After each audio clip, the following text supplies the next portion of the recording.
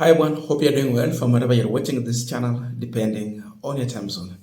Now, yesterday, Fred Matiangi had his homecoming event where he was able to meet the people from Gusii land, and he had his final event. That event attracted a good number of people. The final area where they had their meeting, it was full to the brim. So with that move, there is an indication towards Fred Matiangi's interest in our Kenyan politics.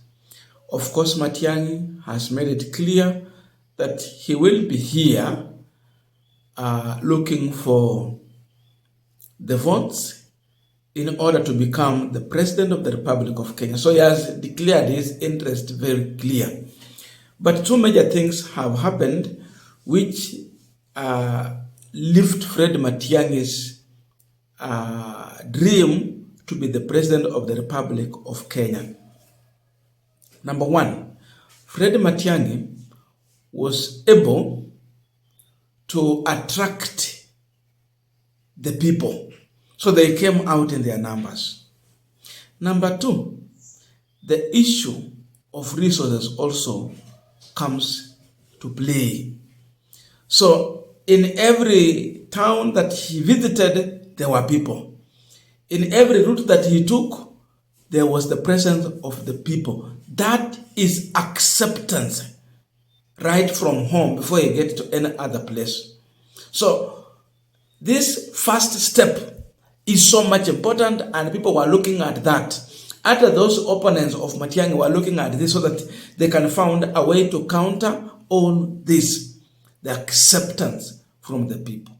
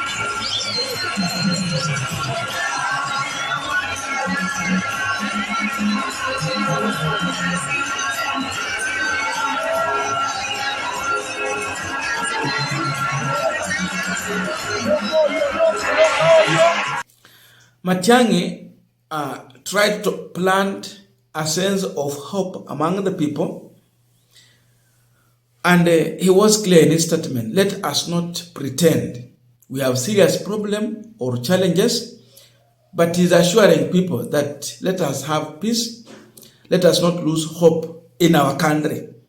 We can lose hope in the current government because there are serious problems, but let us not lose hope in our country. There will be time to rebuild this country at the right time. That was his message for the people.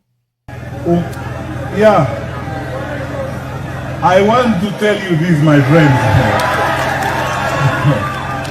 Because I know when there are challenges in a country such as we have now, and we have many challenges, let us not pretend, we have serious challenges. We can very easily be tempted with each other, we start beating each other, to be divided and to mess ourselves up and destroy our country. I want to ask you, my fellow citizens, tafadhali nawaomba, tusipoteze imani, let us not lose hope in our country. Tukae na imani, we are a country that is built on resilience. Hizi shida zote tuko nazo hapa, tushikane sisi wote. Siku hiyo ikifika, tutavuka hiyo daraja na tutaenda mbele. Mungu atatusaidia tufix hiyo maneno, hii nchi yetu iwe sawa sawa.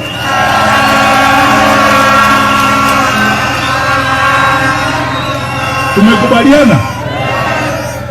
Mimi nawashukuru sana, tushikane sisi wote pamoja, tuende safari hii, tushike kadi ya kura, tupige kura, tukae na mkono wa kushoto ili tuende pole pole tufike hapo. Mungu na wabariki, asante.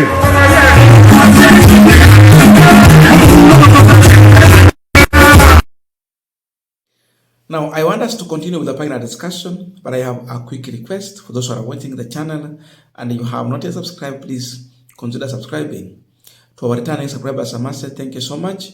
And again, to all our viewers, please give the video a thumbs up. Thank you so much, and back to our discussion. Now, President William Ruto has always celebrated having a crowd. Today, if Matiangi had lost to her to attract such a crowd, it will be something his bloggers will be sharing. Even in the beginning, when Matiangi started the tour, from the first photo, the bloggers were already there trying to show that Matiangi did not have the crowd. But when they realized that there is super massive crowd that was welcoming Matiangi, they stopped that move to share those images that they had shared earlier. So the issue of attracting a crowd is important. Right now, as we are talking, it has proved that Matiangi can be used to grow the Jubilee Party that was dying. Because already he's a man who has received acceptance. And I want to tell you, Jubilee Party is going to be made the Bagusi political party. Matiangi was able to bring together the two counties in the Gooseland, Kisii and Nyamira. He was able to bring the two governors together, two senators together, and other leaders. That move alone, it shows acceptance. And I was trying to compare with that. Wekuja huku Western region, Musalia Mudavadi, kuweka tu magavana pamoja is a problem. That tells you if Kisii is serious, possibility of these governors and senators moving to Matiangi's political party, Jubilee Party, it can be there. They can decide that it is time now we go together. If he has been able to bring these governors together, meet them, and they join him in that rally, it is a clear indication that Matiangi has proved that he can bring his people together. Watu wamesema ya kwamba in David Maraga we have the best president. How I wish and hope. But I don't know how he will manage to create such attraction from the public in order for him to win the perception. Because right now and going forward, Matiangi has won the perception part as far as Gusii politics is concerned, because he has been able to bring it together. So that alone tells you that he can command numbers. He can plant a sense of political direction in his own people. So already home has accepted Fred Matiangi. So the next thing is Fred Matiangi to the world. Fred Matiangi to the people. I talk about the world because for you to be the president, lazima ukuwe na numbers, nationally and internationally. Lazima ukuwe na friends. Now, the issue of resources comes in. Go and count the number of vehicles that Fred Matiangi had. He had a good number of vehicles. That fleet of vehicle did not just come in. It was possible because there were people who were ready to also fund this move. Funding. For any presidential candidate who want to contest, the issue of funding is so much important. Whether you have enough resources or there are people who are backing you. The Kisi people are good. They are in the business. And they can support Fred Matiangi. Many of them are in the business. Some of them are outside the country. They can bring in resources to make this dream true. Beside that, there is that support from Mount Kenya. Those who are feeling betrayed by this regime. And that brings in Uhuru factor. When he comes in, he comes with resources. He has come in with this political party that is handing over to Fred Matiangi.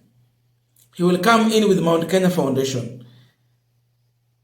That is also enough to put Fred Matiangi somewhere into the map of Kenyan politics.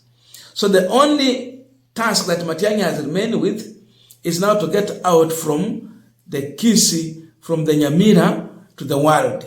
Akuja Western, aende Nyanza, huko kwingine, aende Rift Valley, aende Coast, aende Nairobi. And command numbers. So, from home, he has received the blessings from his people. Now it is Matiangi to the world. Tunangojea tuone which way forward and the progress. I don't know your views, but let us meet in the comment section to continue with this discussion. Thank you so much, and see you in our next video.